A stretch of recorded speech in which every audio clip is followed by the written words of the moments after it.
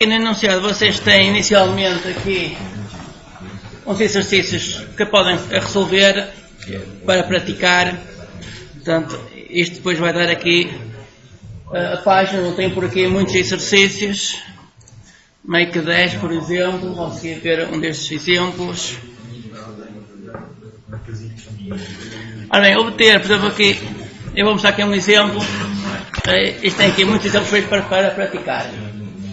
Dado dois números inteiros, A e B, devolver true se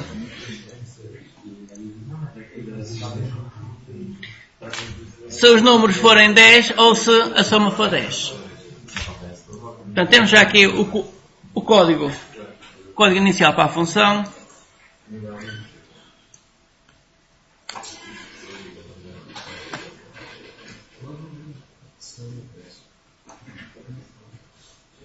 Para dado de dois números inteiros, A e B, a devolver verdade se os números forem 10, portanto, se ambos os números forem 10, ou se a soma deles for 10. Como é que isso se resolve?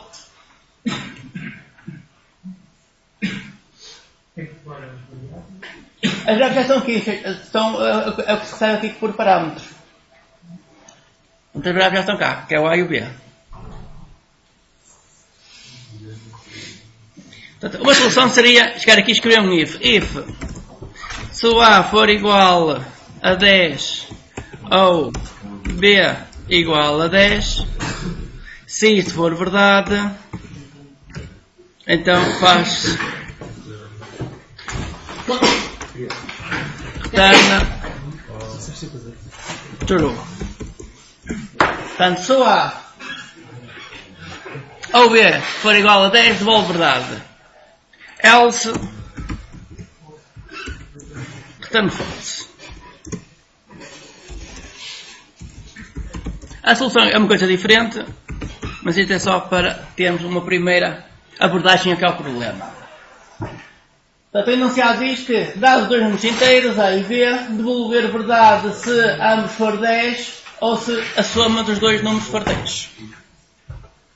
Olha, depois de escrever o método, faz-se go.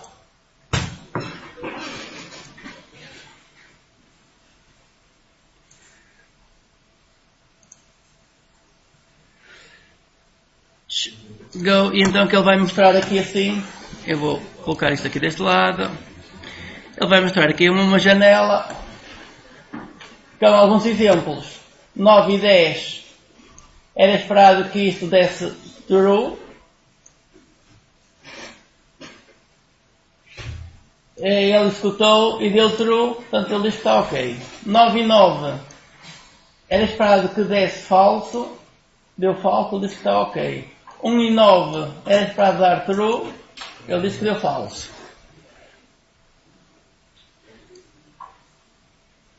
Portanto, como temos aqui alguns falsos, quer dizer que a solução não é esta.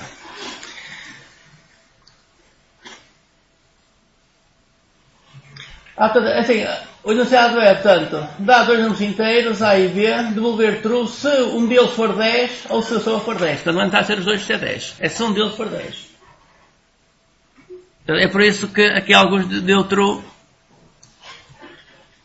Podemos andar aqui para o lado mais um pouquinho. Portanto, este deu verdade porque um dos números é 10. O seguinte deu falso porque não existe nenhum 10 e a soma não é 10. Isto deu verdade porque a soma é 10. Isto deu verdade porque o primeiro é 10. Isto deu verdade porque ambos são 10. Este dá verdade porque a soma é 10. Este está falso. Este dá verdade porque temos um 10. E este dá verdade porque a soma é 10.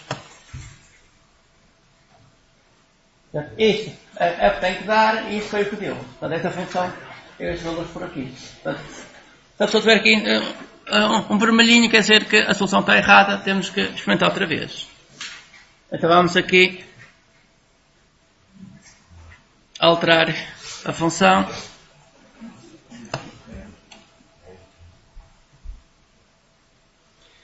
Portanto, um dos números tem que ser 10 ou o resultado ser igual a 10. Portanto, falta aqui a condição de, portanto, um dos números ser igual a 10 ou o resultado A mais B igual a 10. Faltava aqui esta condição que, portanto, isto vai dar verdadeiro se o A for 10, ou se o B for 10, ou se a soma for 10. Vai ser um go, vamos ver qual é o resultado. E obtemos aqui que a função está correta.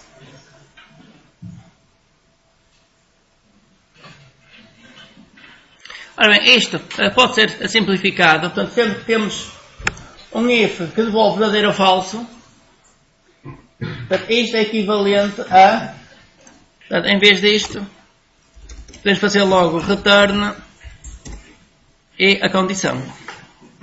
Portanto, a condição dá um valor verdadeiro ou falso e é esse valor que vamos devolver. Portanto, coloquei isto em comentário e faz logo o return da condição. Portanto, a condição dá um valor verdadeiro ou falso e é esse valor que se devolve. Go. E, mais uma vez, temos o resultado correto. Dúvidas?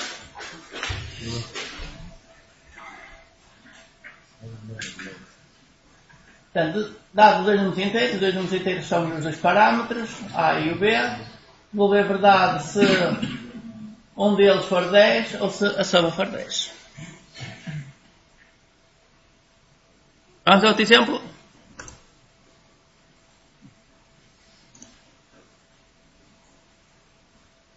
Close 10. Dado dois números inteiros, devolver o valor mais perto do valor de 10. Ou 0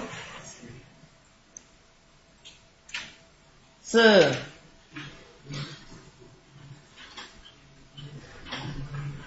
ambos os valores forem iguais. Portanto, se temos aqui um empate.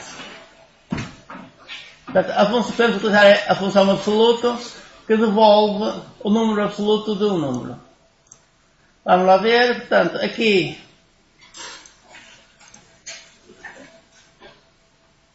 devolver o número mais perto do 10. Aqui o número mais perto do 10 é o 8. O primeiro exemplo, então devolve-se 8.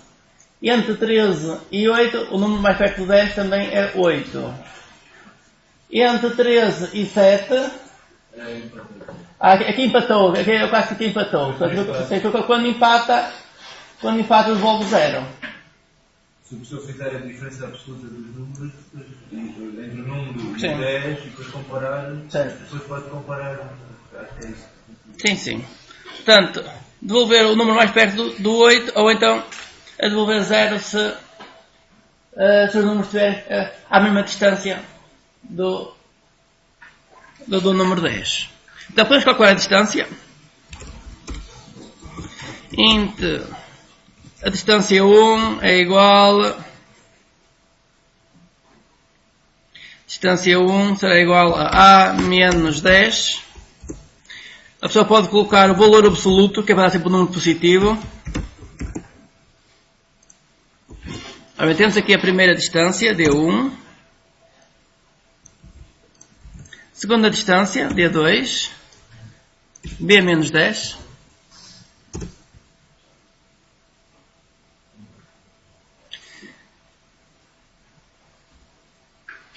B menos 10.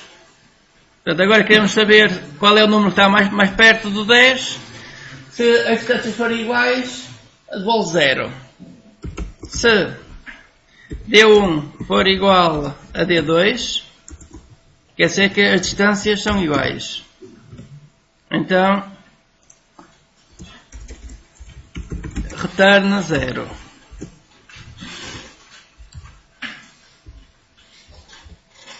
Else,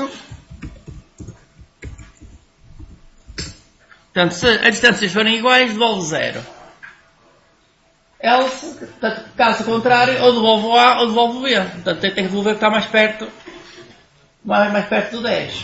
Portanto, temos que ver qual é o número mais pequeno, se é o D1 ou se é o D2. Precisamos aqui de outro if. If D1 se for menor que D2, return o quê? Qual? Não, ou devolvo A ou B. Portanto, eu tenho que devolver assim. Eu estou aqui. Portanto, eu recebo dois números. Um entra no A, outro número entra no B. Eu estou a fazer aqui a diferença entre o A e o 10, o B e o 10. Portanto, se o A for. Portanto, se o D1 for mais pequeno, quer dizer que o A está mais perto do 10. Portanto, nesse caso, devolvo A. Else. Return B.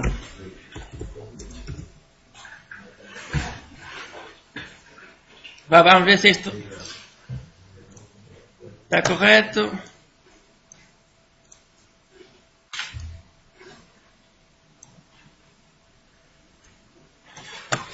Entre 8 e 13 é o 8 que está mais perto, 13 e 8 é o 8 que está mais perto. Entre 13 e 7 estão os dois à mesma distância, então devolve 0. 7 e 13 é igual. E entre 9 e 13 é o 9 que está mais perto. 13 e 8 é o 8. E entre 10 e 12 é o 10 que está mais perto do 10. E entre 11 e 10 também é o 10. E entre 5 e 21 é o 5. Entre 0 e 20 estão os dois à mesma distância. E entre 10 e 10 estão os dois à mesma distância. E aí temos mais um problema aqui resolvido.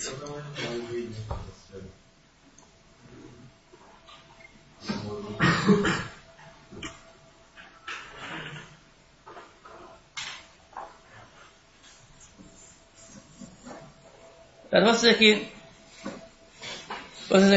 neste sítio têm muitos exercícios diferentes que podem tentar resolver.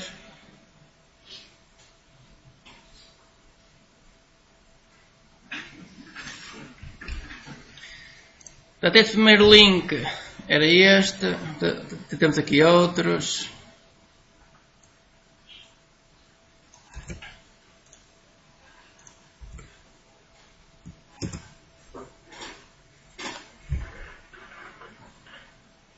Vamos escolher aqui um qualquer, mais de 20.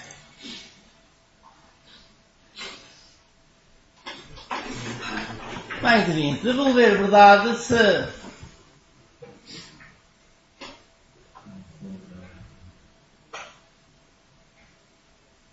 portanto, este método recebe um número n, que é este parâmetro aqui.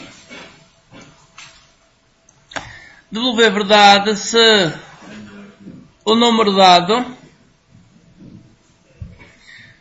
não negativo é 1 ou 2. É uma ou duas vezes maior que o múltiplo de 20. Portanto, se isto for um múltiplo de 20, portanto, é isto número não negativo. Portanto, isto é um número não negativo. Portanto, o número dado é um número não negativo.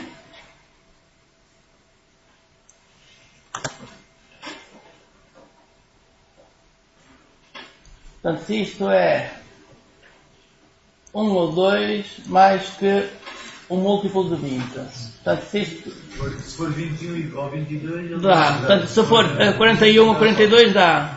Portanto, isto tem que ser um múltiplo de 20 mais 1 ou 2. 23 já não dá. Dá 41, dá 42, 61, 62, sempre assim.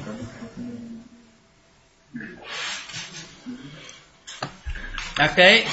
Como é que isso resolve? Alguma ideia?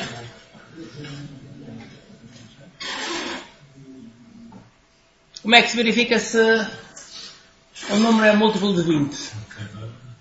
Com a percentagem, que é o resto da divisão. Portanto, podemos calcular qual é o resto da divisão do número por 20. E depois tem ali, assim, depois tem mais 1 e mais 2. Os dois int o resto é igual a n resto da divisão por 20. Portanto, temos aqui o resto da divisão por 20. Portanto, se eu tiver 21 a dividir por 20, isto dá 1, resto da divisão 1.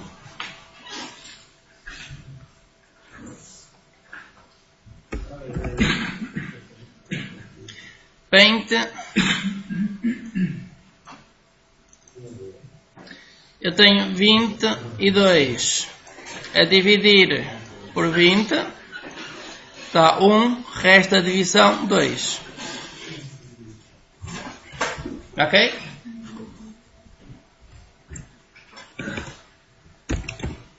Se eu tiver 42 a dividir por 20, isto dá 2, resta a divisão 2.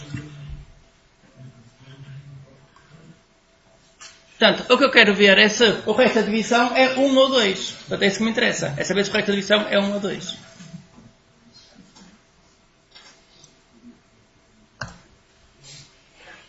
Portanto, return que o resto da divisão tem que ser igual a 1 ou o resto da divisão tem que ser igual a 2.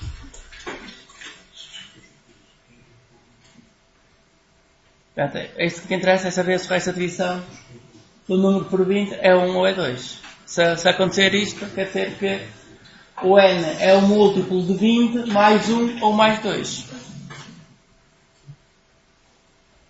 Vamos verificar.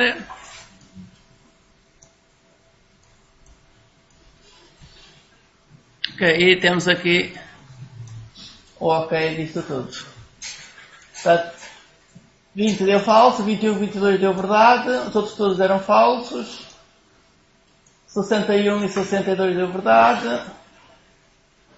Temos aqui mais alguns que deu verdade, 1001 e não sei quantos.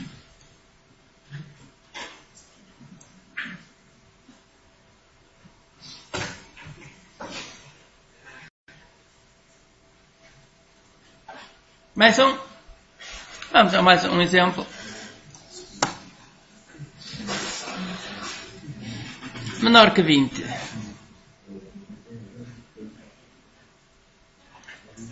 Portanto, devolver verdade se o número não negativo é 1 ou 2 menos que o múltiplo de 20. Portanto, este é semelhante ao anterior. Por exemplo, o 38 e 39 devolve true e o 40 devolve falso. Podem fazer isto. Portanto, devolver verdade se o número for 1 ou 2 menos que o múltiplo de 20. Portanto, isto é o inverso do anterior.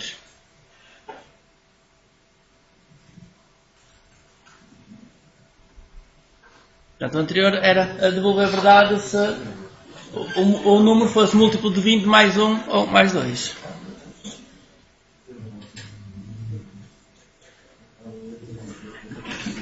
Ok? Quem é que quer vir fazer aqui ao quadro? Não, lá, faça. Depois alguém. Não, o programa não funciona em páginas de internet, já não funciona, passa para o seguinte, tá? Tem que dar espaço, não vai ser.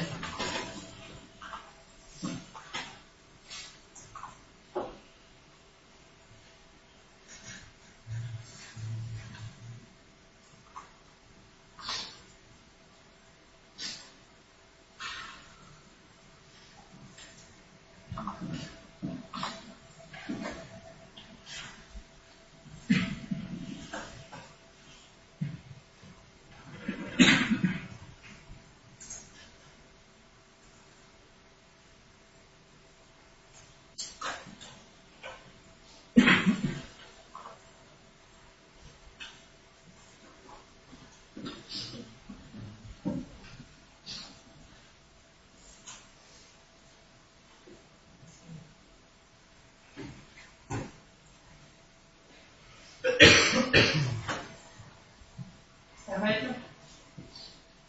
5 pontos, está feito?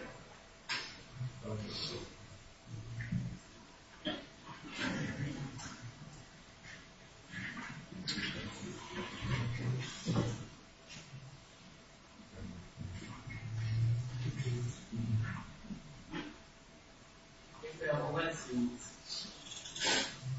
Está feito. Quem está?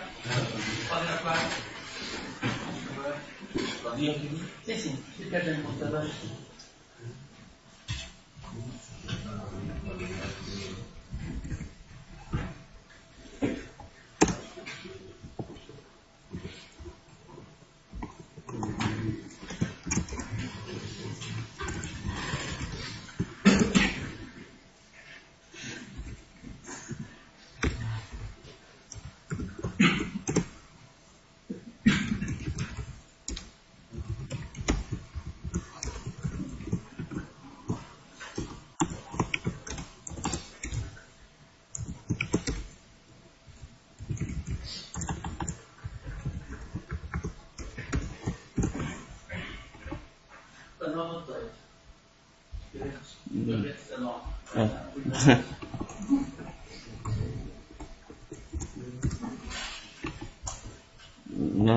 Não sei como é que isso fica.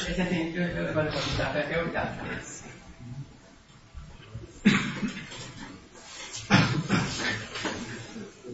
Vou isto aqui para o lado. Sim, aqui isto está com zoom. Preciso tirar o zoom desse. Portanto, isto deu certo, está correto.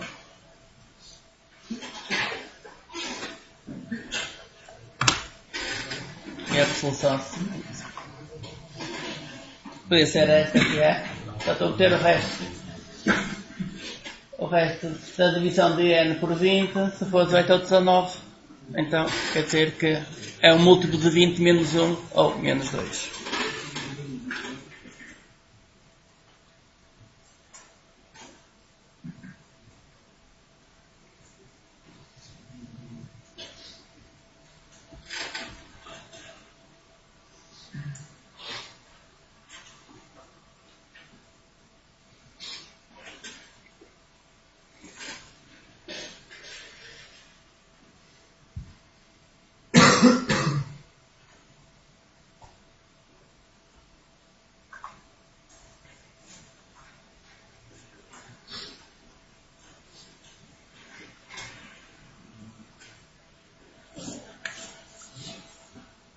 Dúvidas? Ora bem, tem muitos mais exercícios para resolver depois. Portanto, tem por aqui. Portanto, eu resolvi estes dois. Tem muitos mais para praticar em casa.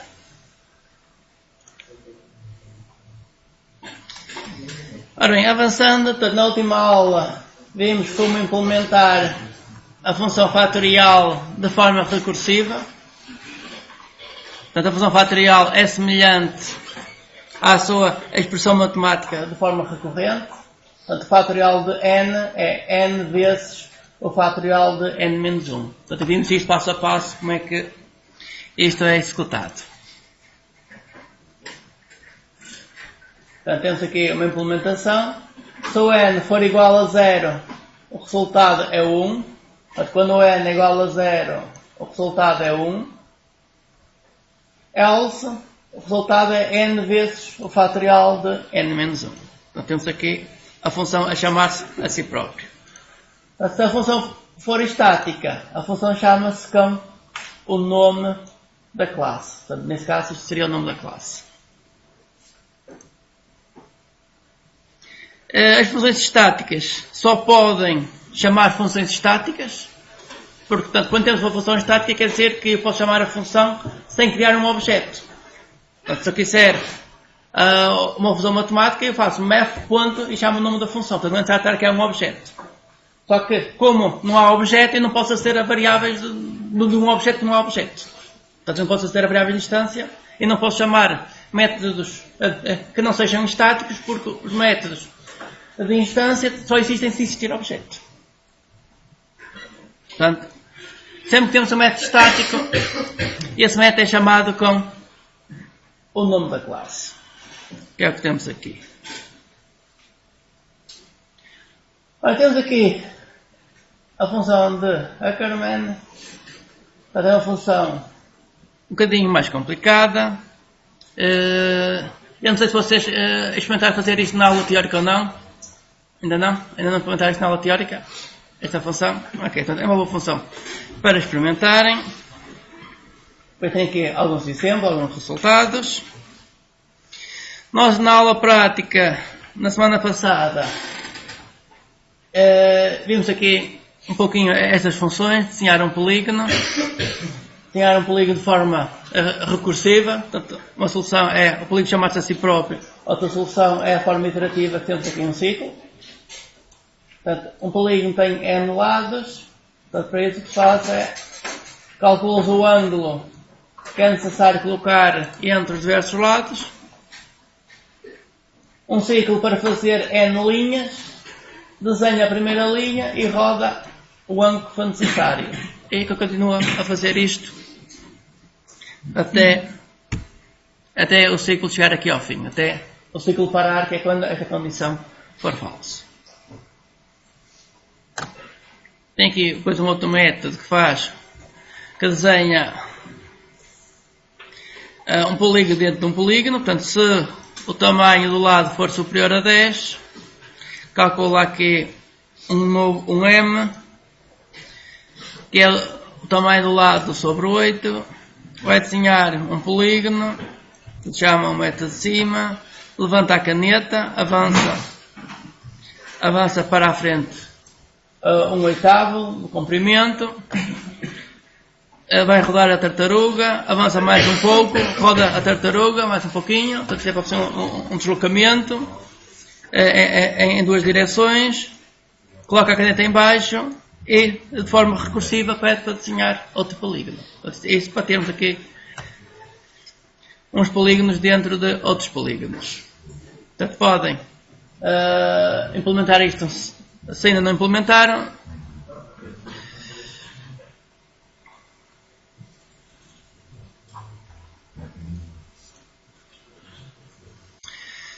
depois temos aqui um outro exercício interessante de recursividade, que é desenhar esta árvore.